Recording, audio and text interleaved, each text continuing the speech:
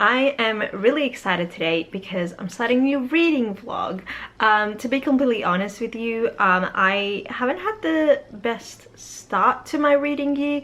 I've read, I think, like one really good book, and then I've just DNF'd a bunch of stuff.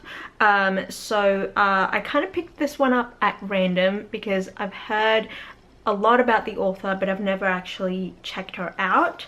That book is The Cruel Prince. I actually bought the box set, so I'm gonna try and binge read the series. So the second book in the series is called The Wicked King, and then the third book in the series is called The Queen of Nothing. So I'm really excited about it. I read the sample because obviously I don't typically buy books brand new all that often, and if I do, I have to sort of like try and read a sample of it first. And I read the sample of The Cruel Prince one night when I couldn't sleep, and I was really enjoying it, so I decided to treat myself and got the whole box set. Basically this follows our main character Jude. She has been living in the fairy world for about 10 years, so she's not like a new character who's just learning the world, which I think is a little bit different to a lot of other like fairy sort of or like fantasy sort of books. Usually fantasy books that I've read, the main character learns about the world alongside the reader, but this one is a little bit different because she's sort of used to the fae and used to what they do and like, you know, like how the world works. She's also the daughter of a general in the fae courts, so she's a little bit more high up, like she's not just like a commoner or anything like that. Yeah, that's all I really know about the premise, and I'm just really excited to get into it. Also, apparently, according to my story graph, I already read this, but I don't remember anything about it, so I'm not sure if I just like skimmed it or like I read a bit of it and then marked it as read or something, although I don't know why I would have done that. But anyway, regardless, I don't remember anything about the plot of this book. I don't remember any of the characters, so I'm excited to sort of go into this fresh, I guess. Okay, so this is what we've found out so far. So the prologue starts off with, I know I'm reading prologues now, it's a whole different time for me. Just if you don't know, I used to not read prologues because I found them boring, and I usually like find that you kind of figure out what's going on without the prologue anyway. But anyway, so the prologue starts off with this man, unnamed man, described as the tall man, comes into this family's house, and there are 3 girls in the living room, in the TV room, and the mother is in the kitchen. He knocks on the door, and then one of the girls, which will become our main character, opens the door, and then the mum comes out. She's like a bit scared. She's like, "Mama, who this person is?" She's like a bit scared. The mum comes out from the kitchen to see who it is, and then freaks out. And the dad comes in from the back door, and then there's like this tall man that knocked on the door, basically brutally murdered the 2 parents, and then takes the 3 girls basically. So then we cut to the story, like chapter 1. So far I've learned that the main character has been living in this fairyland for 10 years, and I think it was mentioned in the prologue that she was 7 when the incident with her parents being murdered happened, so I'm assuming that she's like 17 now. She has an older sister named Vivian, or Vivi, who is the actual rightful heir daughter to the fairy general guy that is sort of acting as their dad. He used to be married to their mum. So Jude, which is the main character, and her twin sister Taryn is like half sisters with Vivian. Like I said, she's been living in this fairy world for about 10 years, so she knows everything that's going on.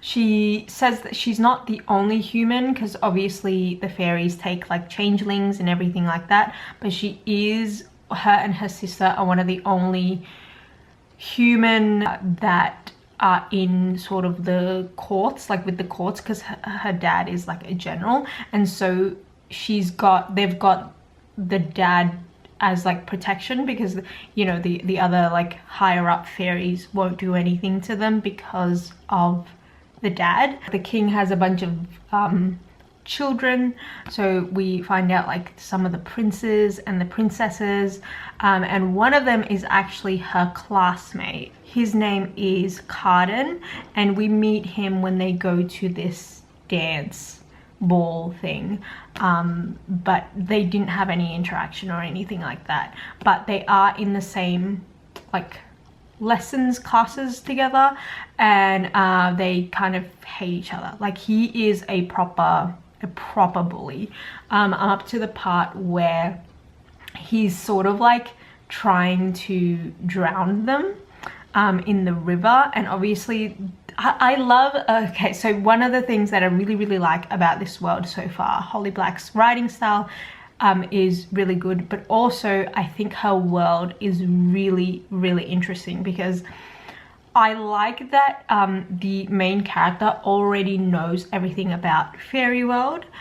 She's not just a like a new character that goes into this world and so learns everything at the same time as us as the readers learning everything, so that seems interesting. I also like that it feels very like the myths of the fairies and what you have to do in order to not get tricked by them and everything like that is very like old folk tale-y. So like she'll say like, oh, I know to wear my rowan beads under my, like as a necklace under my clothes, so I don't get compelled, or I think they call it like glamoured, which is where like fairies can like force you to do stuff, and she knows to turn her stockings inside out so she doesn't get lost.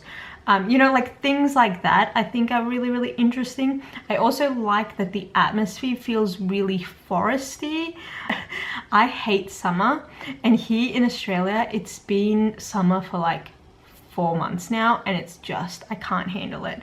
I also think I can't handle it because I'm pregnant as well, and heat just makes me really sick. So yeah, so like reading something like foresty and like green and like nice and airy, like it just makes me feel really nice.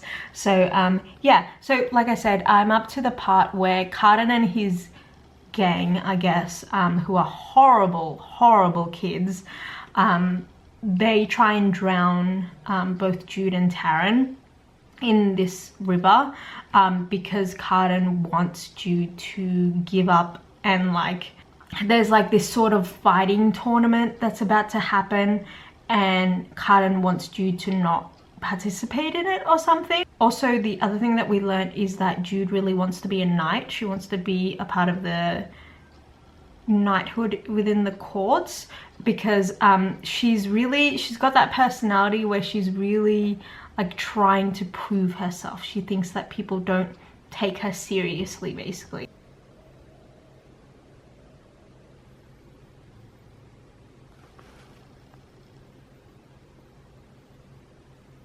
Okay, so here's what's happened so far. Like I mentioned, Jude really wants to be a knight. She likes fighting, and she just wants to, she thinks that like being in the court and being a part of the court will give her some sort of power in this world, because obviously she's a human in a fairy world and people don't really respect her. They respect her enough just because of her dad, well, her like guardian, because her actual dad is dead. But you know, she still thinks like she needs to prove herself. That's just kind of like her part of her personality. So she has this tournament at their like school or whatever, and so she's like, I want to join this. I guess it's not their school, like I guess it's like younger people, younger fairies, do this like sort of fake war tournament, and like it's watched by, you know, the royal family. And I guess if you wear a certain sash, that means that you want to be a part of the knighthood, and they will keep a closer eye on you or something. So she asks her dad if she can do that because she wants to be a part of the knighthood, and he says no because he says that she's not ready yet. And she takes this very personally, and so she is sort of being rebellious and is like, I'm gonna prove to him and everyone that I can do this. So of course she doesn't wear the sash to indicate that she wants to try out for the knighthood, but she is still going into this tournament thing, you know, very seriously, like she wants to prove herself. So the day of the tournament comes. There's this scene with like Prince Carden, who I mentioned in the beginning is like kind of the high school bully. He is very brutal. I was not expecting him, because I thought it was just gonna be like this bully kind of thing where they like, he teases her and like kind of pranks her and like, and you know, tries to drown her in the river, but like never actually like physically touches her. But after the tournament, she wins, her team wins, and then he like tries to intimidate her by like grabbing her hair and like grabbing her face and like telling her to like back down, basically. So I thought that was weird. So after the tournament, she is a little bit down, a little bit upset, just because her dad wasn't really watching when she was fighting, and she takes that as like, oh, he's not really supporting me. So she comes home all mopey, and then she is greeted by Prince Carden's brother, older brother, who is in line for the throne. His name is Prince Dane. It turns out that Prince Dane wants to hire her as a spy for him, because in this world, I guess in every sort of folklore, fairies can't lie, and so because she's a human, she's able to lie and sneak around and everything like that, and so he wants to hire her. But there is this really creepy scene where he like is like, okay, so do you accept? Because she, in return, she asks for no one to be able to, no fairy, or just anyone in this world to be able to control her, like compel her basically, or like glamour. I think that's the word that they use in this world. And he's like, okay, so you accept? And then she says yes, and then he says, okay, so from now on you are gonna be my spy, and no one is able to control you. And then he pauses and he's like, except for me, because he is the maker of this, I don't know how to pronounce it, it's like Geas. It's like a gift, I guess, that the fairies can give you.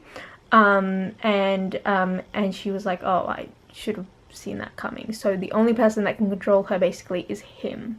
And I feel like that's going to come back around in some way. Basically, the other thing that I haven't really talked about is she had a bit of a fight with her twin sister Taryn when Carden threw them in the river and like tried to drown them. Jude's like first instinct was like, I feel bad because I don't want to put my twin sister in this situation. So then Carden notices that she's always protecting Taryn, and so Carden is like, okay, I won't mess around with you anymore, Taryn, but you're not allowed to basically say, like, help Jude in any way. Like, whatever we do to her, you're not allowed to get in our way, basically. You're supposed to stay out of it. And because of that, Taryn is a little bit upset, because she's like, I think you should just leave it. Like, you shouldn't, you know, provoke the beast, basically. So they haven't really been speaking. Also, Taryn has this supposed secret lover. So then the next day she goes to her classes by herself, because Taryn doesn't want to go. When she's there, she Valerian, I think that's his name, one of Carden's like friends, tries to poison her with the fairy fruit. So they're not allowed, like, humans aren't allowed to have fairy fruit, because it sort of acts like a drug, and it makes them very like loopy and like not really, yeah, kind of drunk, but also like it could also kind of kill them. And so she was sort of like choking, and Carden, I don't know if he tried to stop, like, it felt like he tried to stop it, but at the same time he was kind of enjoying it as well. So they basically embarrassed her. She didn't die, but when she was choking, like, Carden tried to stop it, but then she ended up laughing and like being kind of like drunk, I guess, or like high or whatever. And so they embarrassed her. They made her take her clothes off and everything like that. And then Locke, which is another one of Carden's friends that I haven't really mentioned, but he is one of the, I don't know if I would say like the nicer one, but he's not super nice, because he still lets Carden sort of bully her, and like he just goes along with it, but he is one of the nicer ones. And so he's finally like, all right, that's enough, like, you guys need to stop, I need to take her home. The next day she's feeling a bit crappy after that whole thing. She doesn't go to her lessons, but she gets her very first assignment from Prince Dane, who as you would remember, hired her as a spy. So he wants her to spy and get some clues from his older brother, I think, Prince Baleskin, who is, I guess, one of the other older princes who could be in the running to be king or something. Like, if anything happens to Prince Dane, I guess it would go to Prince Baleskin. So Prince Dane is like, I need you to look up like what his plan is, basically. So she goes to where he lives, and she manages to disguise herself as a servant human girl, and then she finds this room. We find out, I think it's like, we find out that it's Carden's room, and then she finds this tower, and there's a note up in that tower, and it says something about like, this is where you can find this poison or whatever. You can do whatever you want with this information, but I don't want to be involved anymore, kind of thing, from another person to Prince Baleskin. And as she was sort of like trying to trace over the note to give to Prince Dane, Prince Baleskin and Carden and a servant human man walks in, and so she hides under one of the chairs or whatever, like in the shadows, and Prince Baleskin like starts to sort of taunt Carden, and basically like Carden's being a bit tortured. So I guess we're supposed to see from that scene that like Carden doesn't really have a very good like home life either. And then so luckily she doesn't get caught. That scene was pretty tense. Luckily she doesn't get caught, and then she goes back to Prince Dane to give her information, and Prince Dane remembers, so Prince Dane introduces her to all the people that work for him. There's like 3 other people that work for him, but before that happens, he basically tells her, like commands her to not be able to tell anyone about anything that she's seen, I think, and like not be able to tell anyone that she is working for Prince Dane, which I'm a little bit confused, because if Prince Dane has visited her, wouldn't Maddock or like the stepmom Oriana know that he was there? And like, wouldn't it be kind of like suspicious of like why he was there? Like the whole time I'm a bit tense, because I'm like, how are you going to hide this from your family? Apparently this is the page that she finds slipped into, that fell out of the Alice in Wonderland book that she found in Cardan's room, which is very interesting. I have some reading updates. I didn't want to film yesterday because I was just in a really strange, not so great mood, but so I did do some reading, but I didn't want to like turn the camera on. But what I did do is finish my little lamb that I made. I want to try and make a bunch of like little stuffed animals before the baby is born, just because I don't know, I just really want to make little toys. This isn't my first. Oh, there's like a little okay, so this part of the lamb's eye is not great. I got really confused about embroidering eyes. I know it seems really simple for a lot of people, but for some reason I just couldn't like figure it out in my head. So this eye is a little bit not the best, but I think it's a lot better than the bunny that I made. Was it last year or the year before? No, the year before. I think I made a little bunny for my nephew. Okay, so basically the next big event or scene that has happened is she went back to her lessons, and she was so tired because she's been not only is she like training with Maddock, her dad, I guess, but she is also training with the ghost. I was gonna call him the shadow, the ghost, which is another one of Prince Dane's spies. And so she's really tired, and she's in her lessons, and she falls asleep, and everyone leaves her up in the tower, and then she wakes up, or someone wakes her up, and it's Valerian, who is the same guy that like tried to poison her with the apple. Like he's very aggressive, I guess. So he finds her, he wakes her up, kicks her and stuff, and then he tries to glamour her or compel her, I guess. I find the word glamoring a bit weird, just because I don't know if it's because I'm used to like growing up with like the Vampire Diaries and everything like that. When you like are forcing someone to do what you want, it's like called compelling them, I guess. But anyway, so he glamours her to tell Cardan that he wins, and then like jump off the tower and like kill herself basically.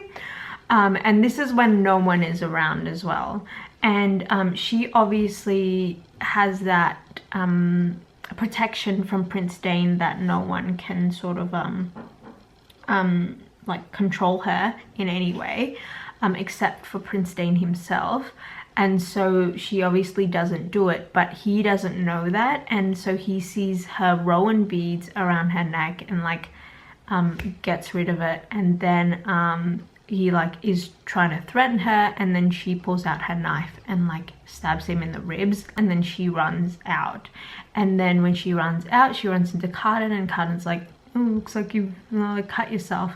And then she shows him the bloody blade, and then he looks really confused. And then Taran is there, and Locke is there as well, and so Taran gets Locke to diffuse the situation basically, because it looked like Cardan and Jude were having a face-off, like according to Taran.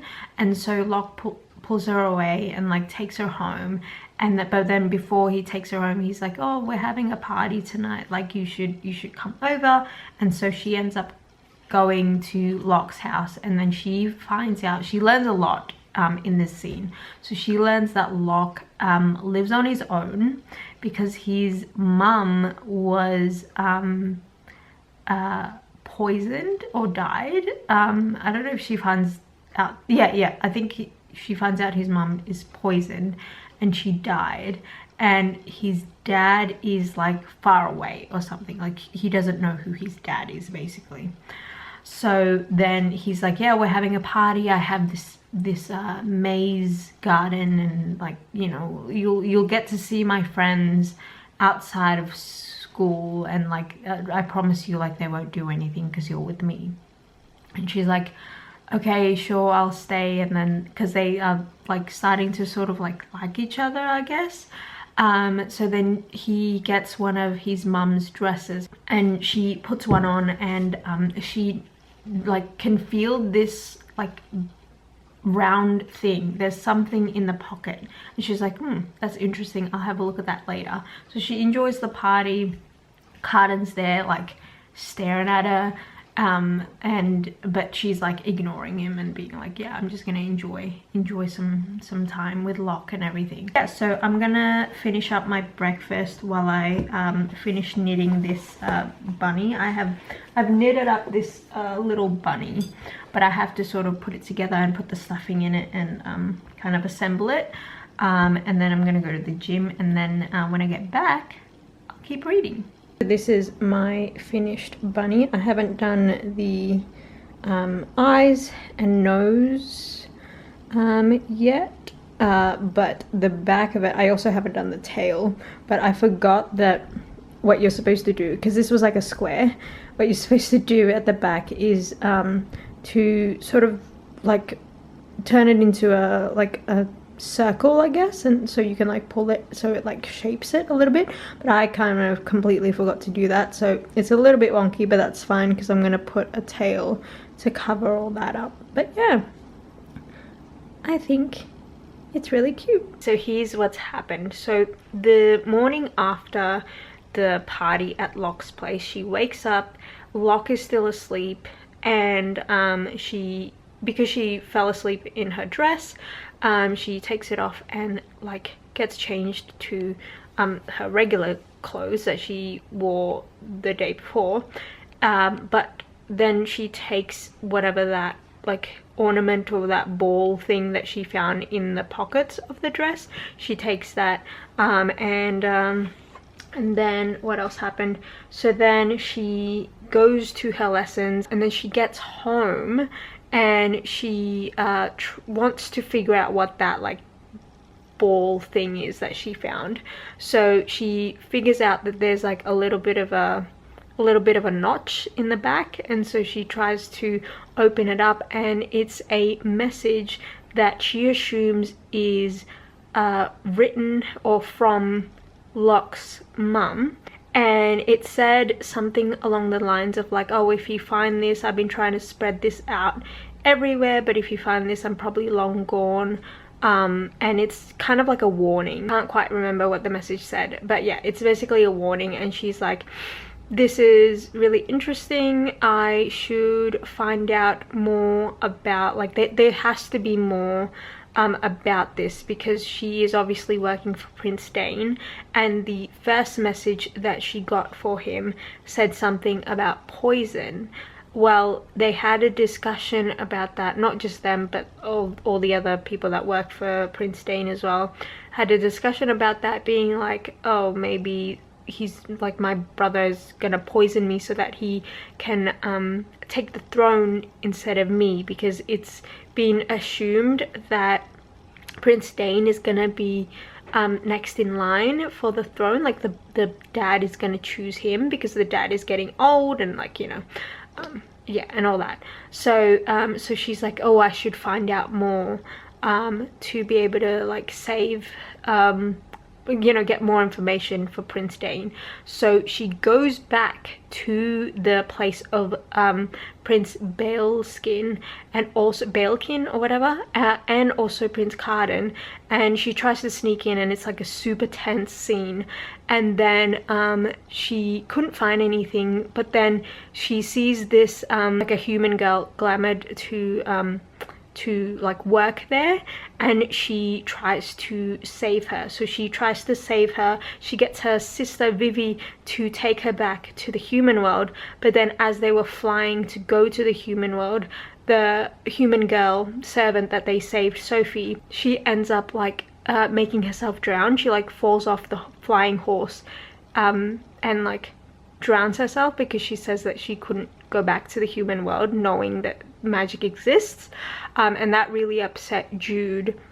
And then the next day, because she's really upset and stuff, the next day Prince Dane comes and visits her, and she's freaking out because she's like, oh, what, how can I be this stupid? He must have known that that I did that, like that I took a servant and I tried to save her. But then it turns out that he was more mad about the fact that she stabbed Valerian, because they're obviously like, the families are all like connected and they know each other, and like he's like, how could you be so stupid? And then she's like, well, he tried to compel me and I can't let people know that I'm not able to be compelled.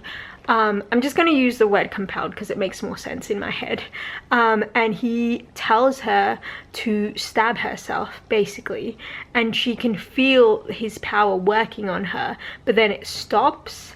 Like he like stops putting that power on her, but she still stabs herself anyway, because she thinks that that's what he wants her to do when people tell her to do stuff, is to just go with it, so that no one finds out that she's working for him, basically. And then she stabs her hand, her palm, and then Oriana, the stepmom, comes in and basically saves her. And Oriana has a word with Jude and is like, I think that you are basically assuming that Jude is Prince Dane's lover, and she drops a surprise bomb, and he's like, I used to be the king's like lover or mistress or something. Trust me, like it's not gonna go well for you. So if you ever get impregnated by him, you need to tell me first before you tell anyone else, because this is not just a game, basically. And so that was super interesting. So having said all that, I have one big theory. I think that Locke is actually the king's son, and I think that Locke's mum was the king's lover. I don't know who Locke's mum was married to, but I don't think that's actually Locke's dad. I think Locke's dad is actually either the king, or I don't know if it could be Prince Dane as well. I'm not sure how old these people are supposed to be. I know that Carden is Jude's age, because I think it's mentioned, but I don't know how old any of the like other siblings, because Carden's the youngest. I don't know how old any of the other siblings are. So that's my biggest theory, is that Locke is involved in some way. He's really nice, but I'm like, is this like too good to be true? I don't know. So yeah, that's where I'm up to. The other thing that I'm surprised with is, for some reason I went into this thinking that it would be more romance heavy, but it's not really that much of a romance at the moment, which I really like, because it's more plot heavy, and I think that's kind of what I need right now. So yeah, I'm really enjoying it so far. So another thing that was a bit of a surprise was when she was talking to Taryn about like, oh, did you know that Oriana used to be like the king's lover, blah blah blah. Taryn mentions that Prince Balekin came over to their place with Maddox, and they had a little talk in the study and everything, and it must have happened right after Prince Dane was there to tell Jude to stab her arm, basically. And so, man, see, now I'm wondering if like Prince Dane is actually the evil one and Prince Balekin is not that evil. I don't know. I don't know. I'm confused.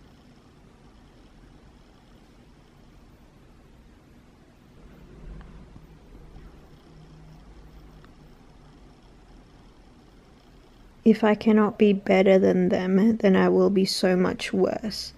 Are we gonna see her turn into like a villain or something? So I should have kept reading, but basically Valerian shows up in her room, tries to kill her again, and then she keeps like thinking like, oh, Prince Dane like tells me not to show my skill, not to show my hand, and not to like kill anyone without like it being like his command, basically.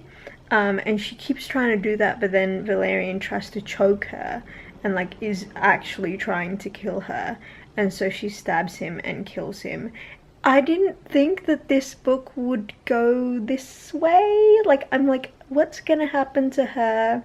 She's hiding so many secrets from like literally everyone. She's hiding secrets from Prince Dane. She's hiding secrets that she can't tell from her family, because she like Prince Dane forced her like not to say anything, and then she's got her own secrets with like, you know, trying to save Sophie and stuff. Also, when Valerian was dying, he curses her, that he says like, I curse you so that you will always have blood on your hands or something. And I don't know if that's like I don't know if a fairy curse is like a legit like curse that is gonna sort of follow her throughout the whole series. But yeah, I think she's gonna be kind of a grey character, which I'm really excited about, to be honest. It seems like the plot has revved up a bit. So after she hides Valerian's body, the ghost visits her and they train, and they're like sneaking around trying to do something, and he says that there is a messenger going to Prince Baelkin, and we are tasked to kill this messenger. They find the messenger walking, and then she shoots, and then the ghost is like, oh, was that your first kill? Like, I'm proud of you. And then he also notices that there are these blue marks on her hand, and he's like, you've been poisoning yourself. Why have you been doing that? And she's like, because that's the other thing, I don't know if I've mentioned it, but she's been like slowly poisoning herself, like so she can get immune to it, I guess, because she's really worried that someone will poison her. So she's been like having little bits of poison so her body can get used to it. They go to like the body, oh, not the body, but there's a messenger bag, so the body's been taken away by the like knights and stuff, and they find the messenger bag that they were tasked to, I guess, get from the messenger, and it just has 6 words, and it says kill this messenger. So it seems as though they were set up by Baelkin. Like, it seems like Baelkin knows that there's been a spy trying to kind of figure out what he's up to, and this is like a test. The other thing that she's noticed about this messenger is that it's one of Madoc's spies, so she's freaking out, and now I'm like, okay, so I think that's probably why Baelkin was at her place with Madoc. They were probably talking about that. So now I'm confused, because now I'm like, okay, so Madoc is with Baelkin, like on his side, but Jude is obviously on Prince Dane's side, but Prince Dane is the one that's gonna be king because the coronation is like the next day. And Madoc seems pretty happy about it or something. So anyway, so then that happens and she's really confused, but she doesn't tell anyone. She buries Valerian, And then the next day she's like sleep deprived, and the next day she gets ready for the coronation, and Maddox comes up to her and gives her a sword, and she's like, oh, this is a family heirloom, like what if Oak wants it? Because, you know, obviously she's not really his daughter. And he throws in the fact that that sword was made by her dad, because her dad was a master at like swordsmithing, like making swords, I guess. And then he tells her that her parents actually met in fairyland, and they decided to like run away together basically. So she was here, and she was really, he said that she was really happy here with him, with Maddox. And then and he also knows her dad, like they hung out and like they had wine together and everything like that. So that's one thing I did not realize, is I guess like we didn't know that much about her parents before, and like because she was really scared to ask him and everything, but he didn't seem angry. He was just kind of like, yeah, I knew them, and like I owe you a debt because obviously I killed them, so I want to try and do the best that I can to like protect you, I guess. So yeah, my theory with the parents, with Maddox and Oriana, the stepmom, is that they're not actually bad. I think they actually do want to protect both, like all three of their girls, and like their son as well. And even though she reckons that the stepmom doesn't like them, I think the stepmom, because of what we found out about her, like she used to be a lover of the king, I think she's just really worried about the court, and she like just knows a lot more about what goes on in the courts and stuff, and she was just sort of warning her. And I think like she does all the things that she does, and she's like really strict and everything. I think it's because she's just like worried about everything. I don't think she's actually evil. I am honestly so baffled by how many twists and turns this book has taken. Oh, wait, are they together? Is that the secret guy that Taryn was talking about? I'm so confused. Okay, so a lot happened in that chapter, and a lot that I was not expecting. So we go into the coronation, and this whole time you could feel like reading the book, you could feel that there was obviously something going on with, you know, the high court and everything, like with all the princes and the kings and stuff, and you can tell that there's a lot of tension. And obviously there's like some rivalry between Baelkin and Dane, but I honestly was not expecting it to go this way.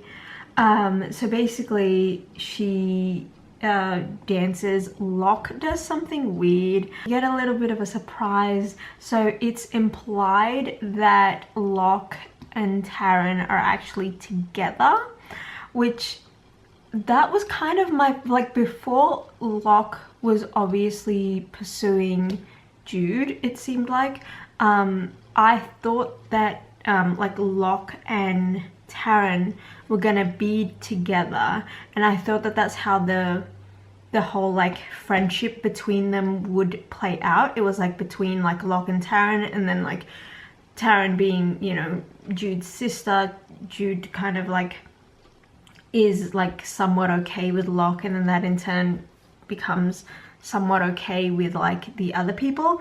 But I was not expecting this, so yeah, I don't know, that whole Locke thing was just like, it's so weird. And I could feel that he was like acting, like the way he talks, and like I know that they're all fairies, right? So the way they speak is very careful, and like in riddles and everything like that.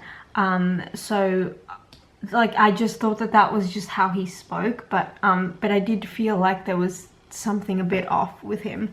So anyway, he says something along the lines of like, oh, do you love me enough to let me go, or like what would you do if I hurt you or something. And then Carden interrupts and he's like, oh, I think it's time to change partners. And I got a bit confused with what he said, because he said like because Carden said time to change partners, and then he says to Locke, oh, did I steal your line? And I got confused because I think when I was reading it the first time round, because I was like rereading over it, when I was reading it the first time around, I didn't know who was speaking that line, but I think it's Carden saying that to Locke. And like Jude is obviously confused about it, but now it kind of makes sense, like implying that like Locke is changing partners, like he's going from Jude to Taryn, I guess, which is crazy. But anyway, so then they dance for a bit, and it's like this weird like awkward moment. Not really awkward, it was just like a weird moment. And then the coronation happens, and this is where the drama happened. So Dane gets crowned, but right before the crown was put on him, Baelkin steps forward with his sword and like challenges him, and then he basically kills Elwyn, the eldest sister. And Jude is watching this whole thing from the crowd, and then she also sees Carden in the crowd, and he looks completely like smashed. And then Dane is dead, and then Jude finds out that Maddox has been on Baelkin's side this whole time, so everyone is pretty much dead. And then like Baelkin just forces the crown to put on him, but like all the like monarchs and all the people are like, we don't accept you as king, basically. And then he was looking for Carden, because I think in order to become king, you need a family member to put the crown on you, and I guess Carden is, I think, the only one left. Anyway, in other news, I finished my little bunny. I just did the little pom-pom tail this morning. It took me a couple of tries to do it, because I forgot how to do a pom-pom, but I think I did it. I think he's really cute. I don't know about his eyes, because I did his eyes this morning as well. I'm just not really good at making like embroidering faces yet, but I'll get better at it. But yeah, I don't know if I should have made the eye horizontal the way I did, or if I should have made it like vertical, and that would have made it cuter. But regardless, I think it's super squishy and so cute. So I need to wash this, and I think I'm gonna give this to my friend. Okay, so after everything that's happened, I do have a couple of questions. So because Prince Dane is now dead, the oath that she made to be his spy and everything like that, is that still going to be valid? Because like he's dead, so technically isn't she free? The other question that I have is his protection on her, on like the fact that like no one can control her but him. Is that still, that's obviously like no longer valid or no longer a thing, right? Because he's dead technically. But then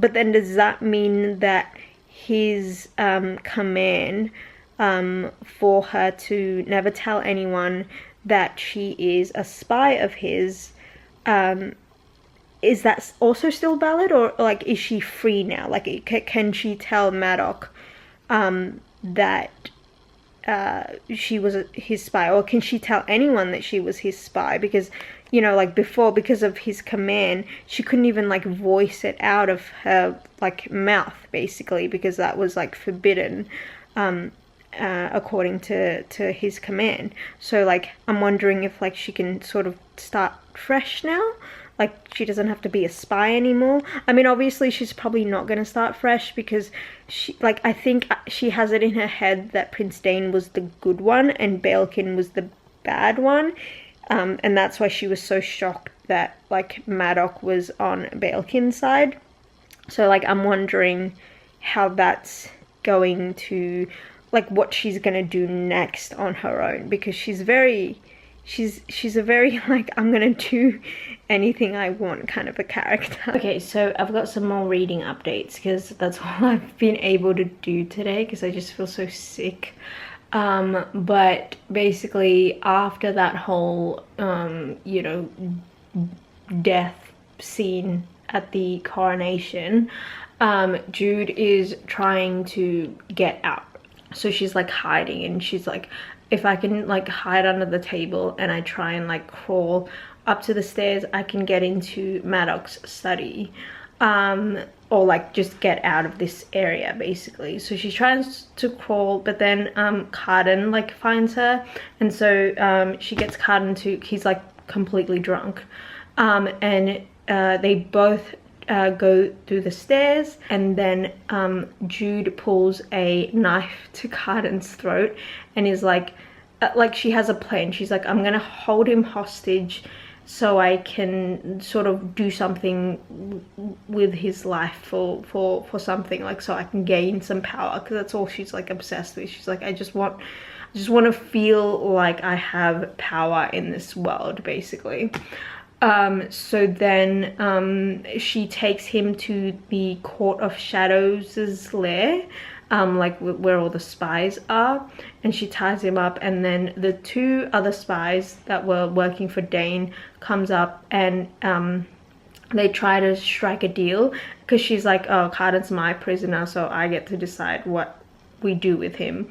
So she's like, I'm gonna leave Cardan here, I'm gonna go back home and figure out what's happening, because in her head she's like, I need to find out why Maddox decided to go against Dane. She finds out that Taryn and Locke have been sort of together, and Taryn knows that Locke was, you know, fooling around and kissing and stuff with Jude, but Taryn also let it happen because Taryn knows that Locke promised to marry her.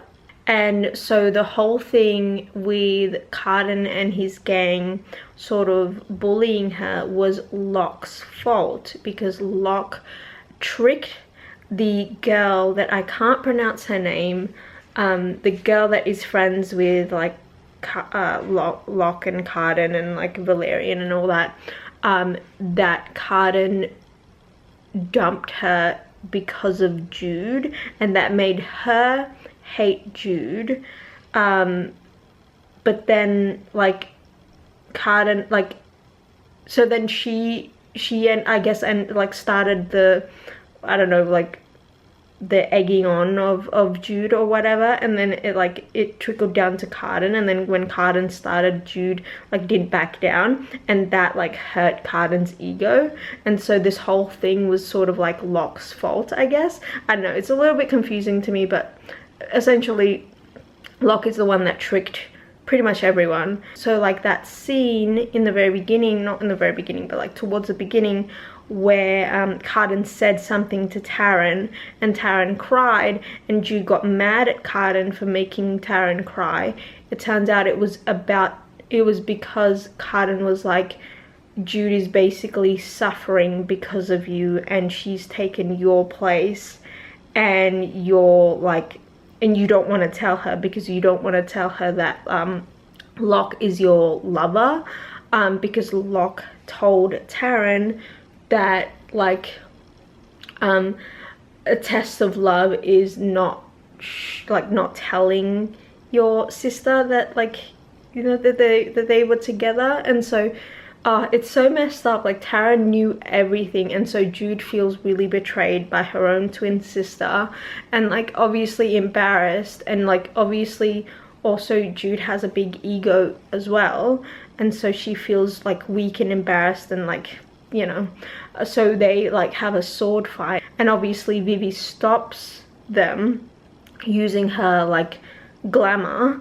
but the glamour didn't work on Jude, and Vivi's like, why didn't it work on you? Like, what do you, like, I saw you didn't wear your Rowan beads.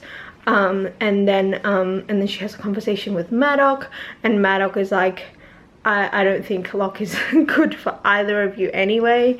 And then Jude had, like, Vivi comes into Jude's room and is like, I think we should run away, you know, like, blah blah blah, like, I don't think you fit in here, and blah blah blah. And Jude is like, give me like a day to decide what to do.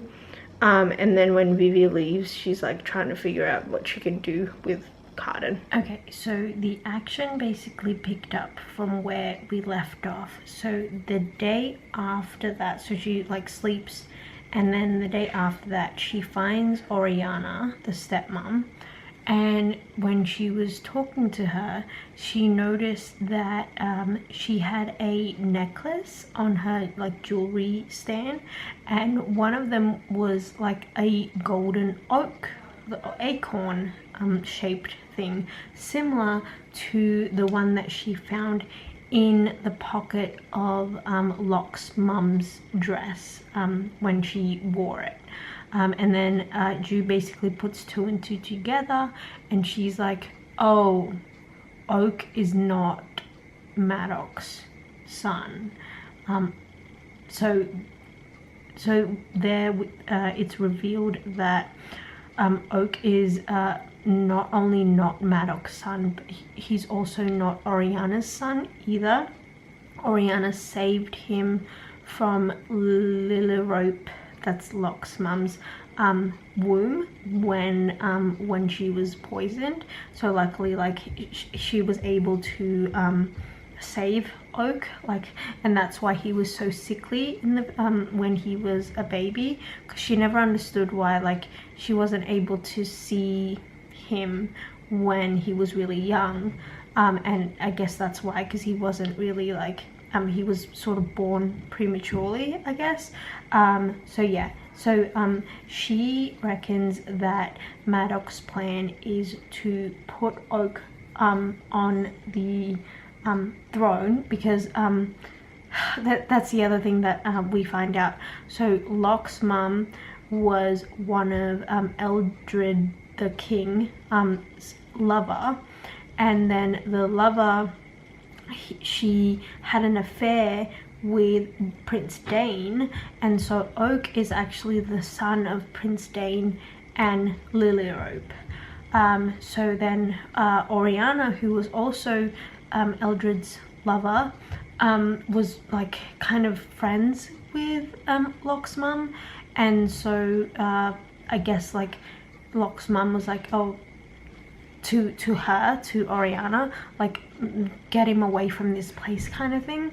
So that's why like Oriana like tried to save him, and that's why like Oriana and Maddox got married very, very quickly, because they wanted to hide the fact that Oak wasn't theirs, basically. So then Jude puts 2 and 2 together, and then she figures out that Maddox's plan is to put Oak on the throne, and obviously because he's like 7 years old, Maddox will become the, I guess, the ruler, taking, you know, place for Oak until he comes of age, I guess. So Jude has a different plan, because Jude is like, well, Maddox isn't really the best person either, because he loves war and he loves bloodshed. And so she comes up with this plan, and so she goes back to the Court of Shadows, and she promises all these things to all these different people. She tells Carden about Oak, and she tells Carden like, I'm gonna make Oak king, but I want Oak to live in the human world first, so he becomes like a better ruler for Fairy, and like understands like what is important, and like, you know, have some sort of sense of like humanity, I guess. So in the meantime, like the role of king like has to be secured, basically. So like people need to make it seem like people need to know that the rightful king is Oak, and obviously whoever puts the crown on whoever is going to be king has to be like a kin. And so the only other related person that we knew of before Oak was Cardan and Baelkin, and Baelkin has been wanting Cardan to put the crown on him, and Cardan obviously doesn't want to be king. Like, he just wants, you know, like land, and like he wants to be, you know, a royal and everything, but he doesn't actually want like the responsibility of becoming king. And then Jude made Cardan swear to her for a year and a day. Basically, like, it means that like Cardan has to do everything that Jude tells him to do. Like, Cardan is sort of her servant, and then he gets whatever he wants after that 1 year and 1 day is up, basically. So then from there they come up, the whole Court of Shadows come up with a plan, because they need some allies from all the other like fairies and like the monarchs and everything like that. So they do that, they try and get some people, and then they show up at this banquet that Baelkin has put together to become, like, he wanted to turn it into like a coronation, even though people weren't like fully on board with him becoming the High King. So they show up and everyone's like shocked that Cardan is even there, and but obviously like Baelkin and everything, like they have to save face, and they can't, you know, make a scene or anything like that. But then so this is where like there's like a double agenting going on with Jude. She's been telling Cardan that she wants Oak to be ruler, but actually her other plan is to make Cardan the High King while Oak is still growing up, because she still promised Oriana that she'll take Oak away to the human world so he can grow up, you know, away from all this like royal court stuff, like his actual mum wanted. And she's like, she promised Oriana, like, I will keep him safe, because I don't want him to rule right now anyway, because that means that Madoc will just rule and he'll just sort of like ruin everything and make everything into like a war, because that's what he really likes. But Cardan doesn't know that. So then there's this whole like coup, and there's this whole scheme, and she like poisons Madoc, and then in the end she tricks Cardan into leaning, and then Oak puts the crown on him, and he's so mad. He's really upset at her, but obviously he can't do anything because the crowd is all there. Also, like, all the fairies and the other like Seelie and the Unseelie courts and monarchs knew that that's what, because she's been telling them that she wants to put Cardan on the throne. So yeah, that's basically the end of it. I did read the epilogue as well, and she has to sort of talk to Cardan, and it's really awkward, and yeah, that's where we leave off. I'm really excited to read the second one. I really like this. I really like this book. I think it's so action-packed and like intriguing, and I really like Jude as a main character. I'm interested to see what happens next. But yeah, this was a really exciting first book.